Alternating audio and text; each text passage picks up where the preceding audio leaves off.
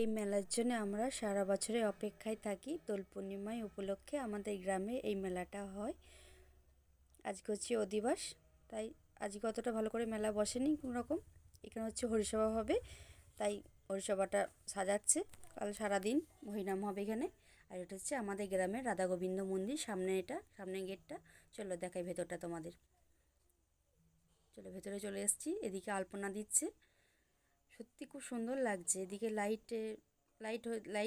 Light দিয়েছে, আবার আলপনা রং দিয়ে সত্যি খুব সুন্দর ফুটে উঠছে। দেখো সামনে ক্যামেরাতে যতটা না সুন্দর লাগছে, সামনে থেকে আরও সুন্দর লাগছে।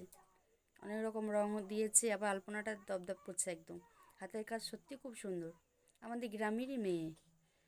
চলো এইদিকে হচ্ছে ঠাকুরগুনা সাজাবে বলে এই দিকটা একই প্যান্ডেল করে দিয়েছে।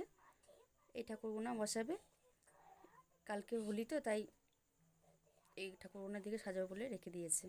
চলো মন্দিরটা দেখা যাবে। এই হচ্ছে আমাদের রাধারানী, রাধা গোবিন্দ। এদিকে জগন্নাথ আছে, দেখো দর্শন করে নাও।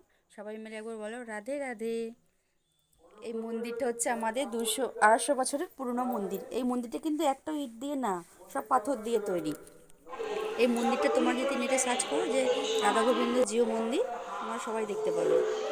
দেখো যেটুকু পাচ্ছি তোমাদের এখানে শেয়ার করছি। এটা সন্ধ্যেবেলা তো, তাই বেশি দেখাতে পাচ্ছি না। দেখো আজকে এখন অনেক মেলা বসছে, প্যান্ডেল করছে তো, তাই ঠিকমতো লাইট দেয়নি। কাল থেকে আরও দপদপ করবে জায়গাটা। চলো দেখ।